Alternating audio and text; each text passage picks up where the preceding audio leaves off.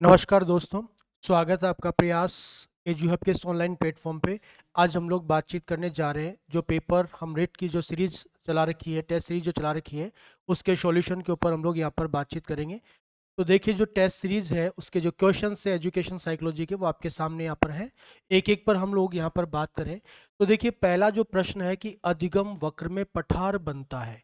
देखिए, अधिगम वक्र में पठार बनने का कारण क्या है? परिपक्वता के कारण, अभिप्रेरणा के कारण, थकान के कारण या अभिरुचि के कारण। तो देखिए, जो पठार बनते हैं उसका जो कारण होता है वो होता है थकान। जब हम लोग सीखते सीखते, पढ़ते पढ़ते थक जाते हैं, तो थक जाने के कारण हम सीखना बंद कर देते हैं और वही क्या बनता है? पठार बनता है। तो थकान के कारण यहाँ पर पठार बनता है।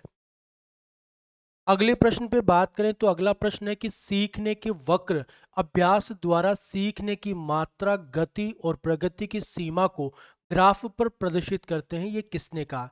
तो देखिए, अधिगम वक्र की ये परिभाषा है और अधिगम वक्र की जो परिभाषा प्रस्तुत की गई, ये की गई एबिंगहॉस के द्वारा। तो ये एबिंगहॉस की डेफिनेशन है, तो यही इसका सही जवाब है। आगे हम यहाँ पर बात करें कि निम्न में से कौन सी अधिगम की एक विशेषता नहीं है, यानी इनसे कौन सी अधिगम की एक विशेषता नहीं है। तो पहला है कि अधिगम का अवलोकन प्रत्यक्ष रूप से किया जा सकता है। अधिगम व्यवहार में अपेक्षाकृत स्थायी परिवर्तन है। अधिगम प्राणी की अभिवृद्धि है। अधिगम एक लक्ष्य उन्मुख प्रक्रिया है। तो देखिए, प्रश्न में जो हम लोग देखें तो यहाँ पर दो ऑप्शन यहाँ पर हमको नजर आते हैं। एक ऑप्शन ये वाला और दूसरा ऑप्शन ये वाला। ये दोनों जो ऑप्शन है वो तो एकदम क्लियर है, ये अधिगम की विशेषताएं होती हैं। लेकिन यहाँ पर इन दोनों ऑप्शंस में देखें तो पहला है कि अधिगम का अवलोकन प्रत्यक्ष रूप से किया जा सकता है। तो ये पॉसिबल है, संभावनाएं होती हैं कि अधिगम की जो प्रक्रिया है, अधिगम से जो परिवर्तन हुआ व्यवहार में, उसको देखा जा सकता है, उसका अवलोकन किया जा सकता है।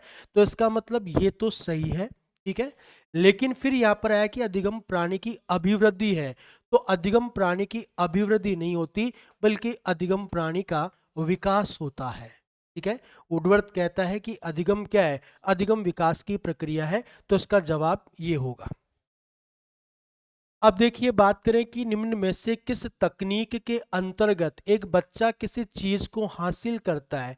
एक बच्चा किसी चीज को हासिल करता है जिसे बाद में वो अपने इच्छुक चीजें, कार्य या लाभ में बदल सकता है। तो देखिए, ये जो शब्द है ये संबंधित है स्किनर से। स्किनर जो है वो पुनर्बन की बात करता है और पुनर्बन के लिए ही यहाँ पर एक शब्द इस्तेमाल होता है जिसका नाम है टोकन इकोनॉमी। ये टोकन इकोनॉमी जो है वो एक प्रकार की पुनर्बन करने का तरीका है, यानी ये रिइंफोर्समेंट टेक्निक होती है। इसमें बच्चे को कुछ टोकन्स दिए जाते हैं। उन टोकन्स का इस्तेमाल वो बाद में कुछ चीज़ों को खरीदने के लिए या कुछ चीज़ों को अपनाने के इस्तेमाल कर सकता है। तो इसका जवाब जो है वो टोकन इकोनॉमी है। फिर है कि अभिक्रमित अधिगम के लिए एक शिक्षण मशीन बनाई गई। तो अभिक्रमित अधिगम के लिए जो शिक्षण मशीन बनाई गई, वो बनाई गई थी स्किनर के द्वारा। यानी अभिक्रमित जो अनुदेशन होता है उसकी बात यहाँ पर की जा रही है। और अभिक्रमित अनुदेशन के प्रतिपादक स्किनर। अभिक्रमित अनुदेशन तीन प्रकार का होता है। एक होता है रेखीय अभिक्रमित अनुदेशन, दूसरा शाखीय अभिक्रमित अनुदेशन और तीसरा मैथेटिक्स या अवरोह अभिक्रमित अनुदेशन। और ये अभिक्रमित अनुदेशन की जो टेक्निक है वो डेवलप की गई थी स्किनर के द्वारा। फिर हम आगे यहाँ पर बात करें नेक्स्ट क्वेश्चन पर। तो अधिगम का शिक्षा में योगदान है। अधिगम का शिक्षा में योगदान क्या है? तो व्यवहार परिवर्तन में, बिल्कुल ठीक है। नवीन अनुभव प्राप्त करने में, ये भी सही है। समायोजन में, ये भी सही है। तो इनमें से सभी में इसका इस्तेमाल होता है, इसका योगदान होता है। तो इसका जवाब ये होगा। फिर आया कि संकेत अधिगम के अंतर्गत सीखा जाता है। तो देखिए, संकेत जो अधिगम होता है ये पारंपरिक अनुकूलन होता है। हम लोग पढ़ चुके हैं, क्लासेस में हम लोग पढ़ते हैं तो देखते हैं कि संकेत अधिगम जो है वो पावलोव के शास्त्रीय अनुबंधन पर आधारित है। ये किस पर आधारित होता है? पावलोव के शास्त्रीय अनुबंधन पर आधारित होता है। और जो पावलोव का शास्त्रीय जो अनुबंधन है उसी को बोला जाता है पारंपरिक अनुकूलन, परंपरागत अनुकूलन। फिर आता है कि निम्नलिखित में से कौन गेने की अधिगम सोपानकी में सर्वोच्च स्तर की है। तो अधिगम सोपान की जो रॉबर्ट एम गेने के द्वारा प्रस्तुत की गई उसका सर्वोच्च स्तर यहाँ पर पूछा जा रहा है। तो हम लोग जानते हैं कि रॉबर्ट एम गेने ने अधिगम के 8 प्रकार बताए और ये अधिगम के 8 प्रकार एक के बाद एक क्रम में व्यवस्थित होते हैं, जिसमें सबसे उच्च स्तर का जो अधिगम है वो यहाँ पर पूछा जा रहा है। तो सबसे उच्च स्तर का जो अधिगम होता है वो समस्या समाधान अधिगम यहाँ पर होता है। फिर है कि नवीन ज्ञान तथा नवीन प्रतिक्रियाओं का अर्जन करने की प्रक्रिया अधिगम प्रक्रिया है। ये परिभाषा है कि नवीन ज्ञान तथा नवीन प्रतिक्रियाओं को अर्जित करने की प्रक्रिया अधिगम है। तो ये परिभाषा जो है वो दी गई किसके द्वारा? ये वुडवर्थ के द्वारा परिभाषा दी गई है। फिर नेक्स्ट क्वेश्चन पे बात करें तो सीखने के पठार के निराकरण के लिए क्या नहीं करना चाहिए। देखो प्रश्न में पूछा गया निराकरण के लिए क्या नहीं करना चाहिए, यानी क्या नहीं किया जाना चाहिए। तो सीखने वाले को प्रेरित और प्रोत्साहित करना चाहिए, ये तो सही है। सीखने की अच्छी विधि का प्रयोग करना चाहिए, ये भी सही है। उसे दंडित करना चाहिए, यस, ये नहीं किया जाना चाहिए। तो इसका जो जवाब होगा वो यही होगा।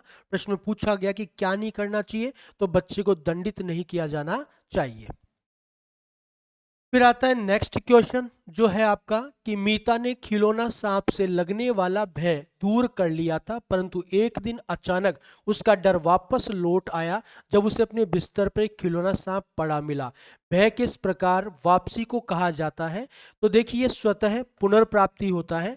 जैसा कि हम लोग जानते हैं स्वतः पुनर्प्राप्ति का मतलब होता है कि अनुबंधन के पश्चात प्राणी के सामने जब काफी समय बाद विलोपन हो जाता है, तो विलोपन के काफी समय बाद प्राणी के सामने जब पुनः मूल उद्दीपक प्रस्तुत किया जाता है तो उससे फिर से क्या होती है? अनुकूलित अनुक्रिया हो जाती है। यही कहलाता है स्वतः पुनर्प्राप्ति। तो स्वतः पुनर्प्राप्ति का मतलब होता है कि विलोपन हो गया, अब विलोपन होने के बाद जब काफी समय बाद फिर से उसके सामने जो सीएस है वो प्रस्तुत किया जाता है, तो कई बार फिर से प्राणी क्या कर देता है? सीआर कर देता है। तो मीता जो है उस डर को अपना निकाल चुकी थी, लेकिन जब दोबारा उसके सामने वैसा ही खिलौना आया तो फिर से डर गई। तो वो क्या चीज है? स्वतः पुनर्प्राप्ति है। फिर है कि समस्या समाधान में लक्ष्य प्रवणता का संप्रत्यय किसने दिया? तो देखिए लक्ष्य प्रवणता जो है वो हल का है।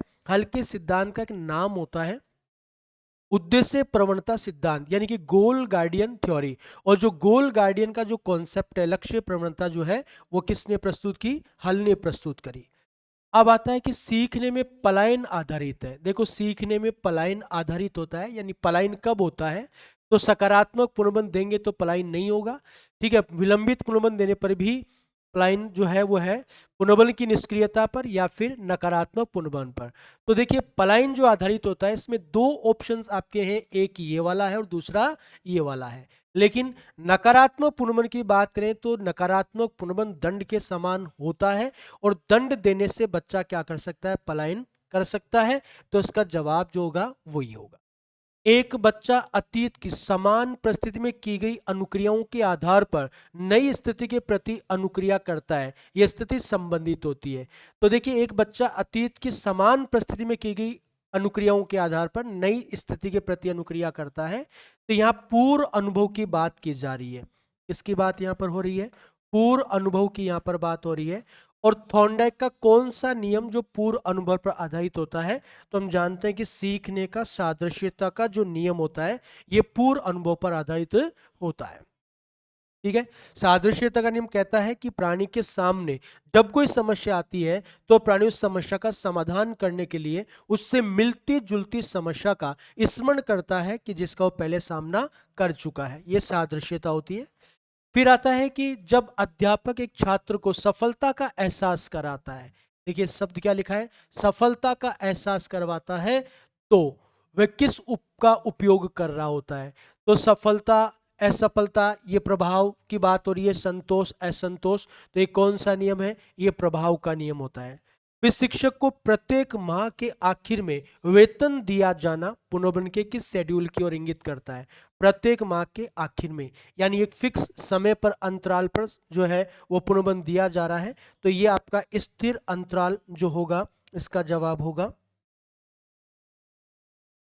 अब देखिए आगे चले हम तो आगे आता है कि निम्नांकित में से कौन सा शास्त्रीय अनुबंधन से संबंधित नहीं है। इनमें से कौन सा है जो शास्त्रीय अनुबंधन से संबंधित नहीं है। तो देखिए विलोपन जो होता है शास्त्रीय अनुबंधन से संबंधित होता है। स्वतः पुनर्प्राप्ति जो है वो भी इससे संबंधित होता है। उद्दीपक विभेदन भी इससे संबंधित है। लेकिन शेपिंग जो है वो इससे संबंधित नहीं होता है। तो इसका जवाब यही है, क्योंकि शेपिंग जो है इसका संबंध होता है स्किनर से। इसका संबंध किसके साथ है? स्किनर से है। ये स्किनर का जो क्रिया प्रसूत अनुबंधन जो सिद्धांत है उससे संबंधित होता है। तो ये जुड़ा हुआ है किससे? क्रिया प्रसूत अनुबंधन। अब आता है कि एक माँ अपने बच्चे को दूध पिलाने से ठीक पहले उसके ललाट पर थपकियां देती है। जल्दी वह देखती है कि हर बार जब भी बच्चे के ललाट पर थपकियां देती है वह सक्रिय होकर चूसने संबंधी गतिविधियां प्रदर्शित करने लगता है। बच्चे का ये व्यवहार सर्वोत्तम व्याख्या करता है। तो देखिए ये शास्त्रीय अनुबंधन से संबंधित हो गया, ठीक है ना। क्योंकि हम लोग जानते हैं कि शास्त्रीय अनुबंधन में क्या होता है कि जो अस्वाभाविक उद्दीपक होता है उससे भी स्वाभाविक अनुक्रिया का होना प्रारंभ हो जाता है। तो ये अनुकूलित अनुक्रिया जो है वो शास्त्रीय अनुबंधन। तो फिर आता है कि पठन अभ्यास के दौरान अपने सहपाठी के द्वारा उपहास होने के बाद एक छात्रा सार्वजनिक जगह पर बोलने से डरना शुरू करती है। शास्त्रीय अनुबंधन के पदों में उसका नए रूप से अर्जित भय इस पर होगा, ठीक है। यानी यहां पर आया कि उसने डरना शुरू कर दिया। अब डरना शुरू कर दिया इसका मतलब ये क्या है? ये अनुकूलित अनुक्रिया है, कंडीशनड स्टिमुलस है। तो यहाँ पर ऑप्शंस में बात करें तो हम लोग देखिए ऑप्शन लिखा हुआ है अनुबंधित प्रतिक्रिया हो गई है, यानी इसका उसके साथ में अनुबंधन हो गया। तो ये अनुबंधित प्रतिक्रिया हुई।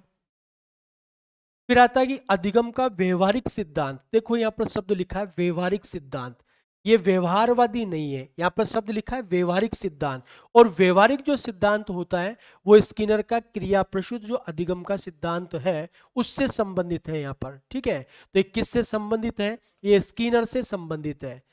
ये इसका जवाब हुआ। फिर आता है कि निम्नलिखित में से किसने व्यवहार परिमार्जन में पुनर्वन का अनुप्रयोग किया। यानी व्यवहार के परिमार्जन में पुनर्वन का प्रयोग किसने किया? तो हम जानते हैं कि पुनर्वन की अवधारणा किसके द्वारा दी गई? बीएफ स्किनर के द्वारा। फिर आता है कि वाइगोत्स्की के अनुसार सीखने को पृथक नहीं किया जा सकता। यानी वाइगोत्स्की कहते हैं कि सीखने को हम किससे पृथक नहीं कर सकते, किससे अलग नहीं कर सकते हैं। तो देखिए सीखने को पृथक नहीं कर सकते किससे? अवबोधन और अवधानात्मक प्रक्रियाओं से, उसके सामाजिक संदर्भ से, पुनर्बन से, व्यवहार मापने के योग्य परिवर्तन से। तो इसका जो जवाब होगा वो होगा सामाजिक संदर्भ से। क्योंकि जो वाइगोत्स्की है वो बात करते हैं भाषा और संस्कृति की। ये किस पे बात करते हैं? भाषा और संस्कृति। और भाषा और संस्कृति के साथ साथ इन्होंने एक वर्ड दिया जिसको हम लोग बोलते हैं ZPD। और जानते हैं कि ZPD जो होता है वो जोन ऑफ प्रॉक्सिमल डेवलपमेंट, जो हमारे समीपस्थ विकास का क्षेत्र, आसपास का जो माहौल है, आसपास का जो वातावरण है, वही ZPD कहलाता है। और यहाँ पर ZPD जो है वो सामाजिक संदर्भ में यहाँ पर बात करता है। अब देखिए यहाँ पर निरीक्षणात्मक अधिगम के 4 तत्वों का सही क्रम क्या है। तो देखिए निरीक्षणात्मक जो अधिगम है उसकी हम बात करें तो निरीक्षणात्मक अधिगम जो दिया गया वो दिया गया अल्बर्ट बांडुरा के द्वारा। यानी इसका जो कॉन्सेप्ट है वो प्रस्तुत किया किसने? अल्बर्ट बांडुरा ने। और इसके 4 क्या होते हैं? इसके 4 चरण होते हैं, जिसमें पहला जो चरण होता है वो होता है अवधानात्मक, यानी कि अवधान। दूसरा होता है धारण करना। दूसरा क्या होता है? धारण करना। तीसरा जो होता है वो होता है पुनः प्रस्तुतिकरण। पुनः प्रस्तुतिकरण, या फिर इसके लिए एक दूसरा शब्द और यूज करते हैं पुनरुत्पादक। पुनरुत्पादन शब्द का भी इस्तेमाल करते हैं। और चौथा जो होता है वो होता है अभिप्रेरणा या फिर पुनर्बलन। अभिप्रेरणा या फिर पुनर्बलन, इस शब्द का इस्तेमाल करते हैं। तो ये 4 इसके स्टेप्स होते हैं। अब जो ऑप्शंस हमें यहाँ पर दिए गए हैं उसमें हम मैच करें तो देखिए अवधान, ठीक है, दूसरा धारण करना। तो ये अवधान, धारण करना, पुनरुत्पादन, अभिप्रेरणा। तो इसका दूसरा जो ऑप्शन है वो सही है। फिर देखिए आता है कि निम्न में से कौन सा उदाहरण बांडुरा के अवलोकन अधिगम का नहीं है? तो विद्यार्थियों के द्वारा केंचुए के विच्छेदन को सीखना ये होता है, क्रिकेट का उत्साह, सामाजिक अध्ययन के प्रति नापसंदगी, स्कूल की घंटी बजने पर अपने बस्ते बंद कर देना, ये इसका जवाब है। क्योंकि स्कूल की घंटी बजने पर बस्ते बंद कर देना ये शास्त्रीय अनुबंधन है, ये निरीक्षणात्मक अधिगम नहीं है, बल्कि ये क्या है? शास्त्रीय अनुबंधन, ये क्लासिकल कंडीशनिंग है। अब देखिए आगे अगले प्रश्न पे बात करें तो आता है कि बच्चे फिल्मों में दिखाए गए हिंसात्मक व्यवहार को सीख सकते हैं, ये निष्कर्ष निम्नलिखित में से किस मनोवैज्ञानिक द्वारा किए गए कार्य पर आधारित हो सकता है? यानी फिल्मों में जो दिखाया जाता है उसको देख करके हिंसात्मक व्यवहार सीखना ये किस पर आधारित होता है? तो हम लोग जानते हैं कि अल्बर्ट बांडुरा की सोशल लर्निंग सामाजिक अधिगम होता है, जिसमें ये फिल्मों के उदाहरण देना या फिर टीवी सीरियल्स के एग्जाम्पल देना या फिर मॉडलिंग या कैटवॉक के एग्जाम्पल्स देना, ये सब निरीक्षणात्मक अधिगम अल्बर्ट बांडुरा जो है उस पर आधारित होता है। तो देखिए यहाँ पर लिखा हुआ है अल्बर्ट बांडुरा। फिर है कि कोलर ये सिद्ध करना चाहता था कि सीखना एक ऐसी स्थिति है जिसमें व्यक्ति पशु से श्रेष्ठ है, स्वायत्त यादृच्छिक क्रिया है, संज्ञानात्मक संकार्य है या परिस्थिति के विभिन्न अंगों का प्रत्यक्षीकरण है। तो देखिए संज्ञानात्मक संकार्य है ये, क्योंकि ठीक है, क्योंकि जो सूझ जो होती है, इनसाइट जो होती है, उसमें चिंतन, प्रत्यक्षीकरण ये सब शामिल होता है। तो हालांकि इसका ऑप्शन ये भी है, लेकिन ये ऑप्शन इसमें इंक्लूड होता है, क्योंकि प्रत्यक्षीकरण क्या होता है? संज्ञान में शामिल होता है। हम जानते हैं कि जो संज्ञान है उसकी 3 क्रियाएं होती हैं। एक होता है, सबसे पहला जो होता है वो होता है संवेदना, पहला इसका भाग क्या है? संवेदना। दूसरा होता है प्रत्यक्षीकरण और तीसरा होता है अवबोध। ये तीनों मिलकर के क्या करते हैं? संज्ञान बनाते हैं। तो जब संज्ञानात्मक संकार्य यहां पर लिख दिया गया तो ये अपने आप इसमें इंक्लूड हो जाता है। अब देखिए जीवन स्पेस, लाइफ स्पान की बात यहाँ पर हो रही है। तो लाइफ स्पान की संकल्पना एक भाग है। तो हम लोग जानते हैं कि जो जीवन दायरा जो है, लाइफ स्पान जो है, वो दिया गया किसके द्वारा? तो जीवन दायरा या लाइफ स्पान का जो कॉन्सेप्ट है वो प्रस्तुत किया गया था कुर्ट लेविन के द्वारा। तो देखिए यहाँ पर क्या लिखा है? यस, लेविन का क्षेत्र सिद्धांत इसका जवाब हुआ। फिर है कि निम्नलिखित में से कौन हल्के प्रबंध सिद्धांत का दूसरा नाम नहीं है? इसका कौन सा दूसरा नाम नहीं है? तो गणितीय सिद्धांत इसका नाम होता है, आवश्यकता अवकलन सिद्धांत इसका नाम है, जैव की अनुकूलन सिद्धांत इसका नाम है, लेकिन ये समीपता अनुबंधन ये इसका नाम नहीं है, क्योंकि समीपता अनुबंधन जो नाम है वो है गुथ्री का सामीप्य संबंधवाद सिद्धांत। तो जो गुथ्री का जो सामीप्य संबंधवाद सिद्धांत है वही समीपता अनुबंधन सिद्धांत है। इसको जवाब जो होगा वो ये होगा। अब देखिए आगे बात करें, सूझ या अंतर्दृष्टि के सिद्धांत का प्रतिपादन किसने किया? तो थॉर्नडाइक, गेस्टाल्टवादी मनोवैज्ञानिक है गार्टिया, स्किनर। तो हम जानते हैं कि ये किन की देन है? गेस्टाल्टवादियों की देन है, ठीक है। और गेस्टाल्टवादियों में भी विशेष रूप से कौन इसका? तो इसमें कोहलर जो है वो मुख्य है। फिर है कि निम्न में से कौन सा अधिगम के पठार का कारण नहीं है? यानी अधिगम के पठार का कारण नहीं है। तो प्रेरणा की सीमा कारण है, शारीरिक सीमा भी कारण है, ज्ञान की सीमा भी कारण है, लेकिन विद्यालय का जो असहयोग होता है वो पठार बनने का कोई कारण नहीं है। तो ये थे क्वेश्चंस एजुकेशन साइकोलॉजी के, जिनके ऊपर हमने यहाँ पर बातचीत करी। Okay, thank you.